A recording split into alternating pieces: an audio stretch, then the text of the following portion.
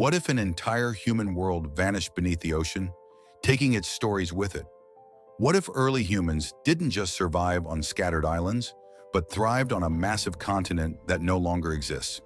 Scientists recently uncovered human bones under the sea, and this shocking discovery is forcing experts to rewrite everything we thought we knew about early human history. For a long time, the ocean floor near Indonesia was seen as nothing more than mud, sand, and forgotten seafloor. No one expected it to hold secrets about ancient humans. But during what was supposed to be a simple cleaning operation off the coast of Indonesia, researchers stumbled onto something extraordinary. Buried beneath layers of underwater sediment were fossil remains from a world that disappeared thousands of years ago. Among more than 6,000 fossil fragments pulled from the seabed, scientists identified remains of Homo erectus, an early human species that lived around 140,000 years ago. This wasn't just another fossil find. It was proof that a whole human landscape once existed where the sea now lies. This discovery instantly changed how scientists understand early humans in Southeast Asia. For decades, researchers believed Homo erectus living on Java Island were isolated. The idea was simple. Java was an island surrounded by water, cutting these early humans off from the rest of the world. According to that old story, Homo erectus survived alone, stuck in one place, with limited movement and contact. But the fossils found underwater destroyed that idea completely. During the Ice Age, Java was not an island at all. It was part of a massive landmass called Sundaland. Sundaland was enormous. When sea levels dropped during the Ice Age, Southeast Asia transformed into a single, giant landscape. Modern-day Indonesia, Malaysia, Thailand, Vietnam, Borneo, and Sumatra were all connected. The ocean had pulled back, revealing wide plains, deep river systems, forests, and coastlines that no longer exist. Instead of scattered islands, there was a continuous continent. Sea levels dropped by more than 400 feet during the Ice Age because so much water became locked inside giant glaciers.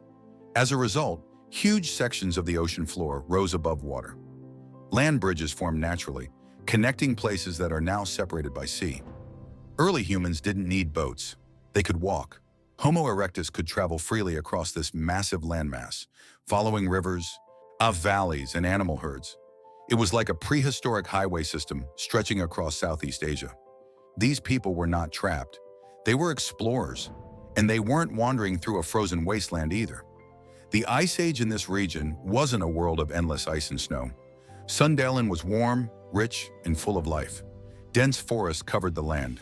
Rivers flowed like massive highways of water, possibly similar to today's Amazon River system.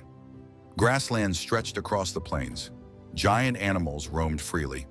Fossils show that Sundaland was home to elephants, tigers, massive cows, giant turtles, and huge snakes. These animals moved across the land without barriers, and humans followed them. This is where the discovery becomes even more powerful. Among the underwater fossils, scientists found cut-marked turtle shells and cracked animal bones. These marks weren't random. They were made by stone tools. Cut marks show that Homo erectus deliberately sliced meat off bones.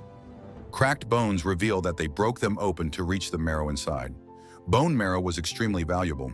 It was rich in fat and calories, acting like prehistoric energy food. This behavior shows planning, skill, and intelligence. Homo erectus wasn't just picking up scraps or scavenging leftovers. They were actively hunting or processing animals, carefully using tools and making the most of every kill. This level of behavior was once thought to belong only to later human species. Now that idea is changing. These findings place Homo erectus much closer, behavior-wise, to early Homo sapiens and Denisovans.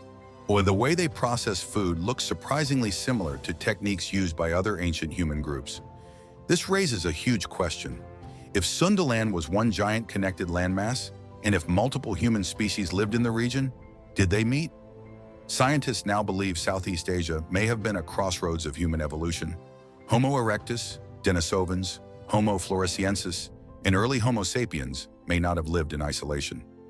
They may have shared land, followed the same rivers, hunted the same animals, and possibly interacted. They could have exchanged ideas, copied tools, or even shared territories.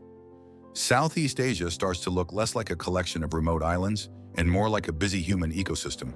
But this entire world didn't last forever.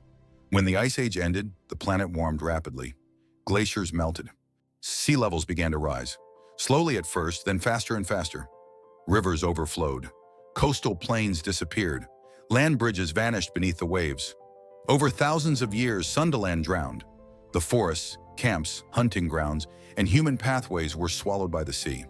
The people who lived there had two choices: adapt or move to higher ground.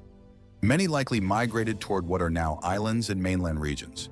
Everything they left behind now lies underwater. That's why discoveries like the one in Indonesia are so rare and so important. Archaeologists can't easily dig underwater cities or campsites. Every fossil pulled from the seabed is a precious clue. Each bone helps scientists piece together how these people lived, moved, and survived. And this discovery suggests something even bigger. The Southeast Asia may have played a role in human evolution, just as important as Africa, the Middle East, or Europe. Sundaland wasn't a side story. It may have been one of humanity's main stages. And this isn't the only discovery shaking up human history.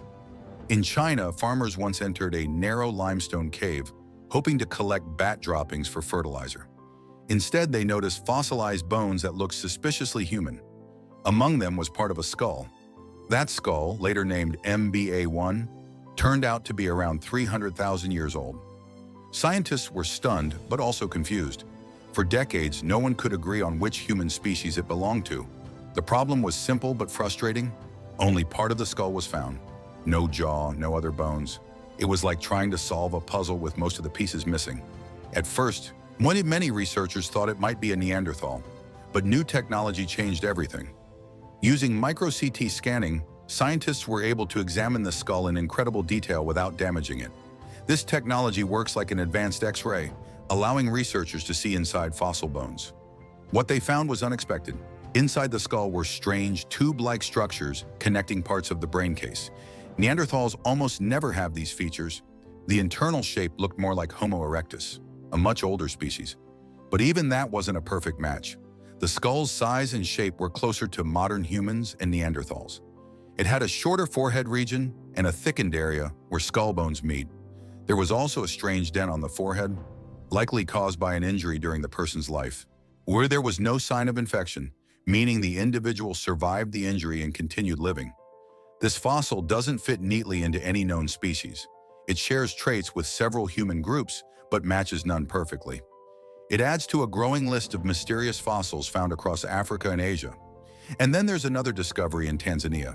In 1976, researchers uncovered a skull with features that looked surprisingly modern, even though it came from an extremely ancient sediment layer. Some scientists believe it may represent one of the earliest known examples of Homo sapiens. If true, it pushes the origin of modern humans much further back than older textbooks suggested. In Zambia, miners once stumbled across a skull inside a mine, along with other bones. This fossil became known as Rhodesian man. At first, many believed it was the missing link between Homo erectus and Homo sapiens. Later studies revealed it was around 299,000 years old, and likely belonged to a species known as Homo heidelbergensis. Each new fossil discovery adds another piece to the puzzle. Human evolution wasn't a straight line. It was messy, crowded, and full of overlap. Multiple human species lived at the same time, in the same regions, adapting in different ways.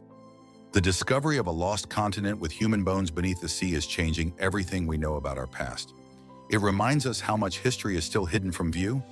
If you enjoyed this deep dive into human origins, make sure to like the video, subscribe to the channel, and turn on notifications so you never miss an amazing discovery like this one.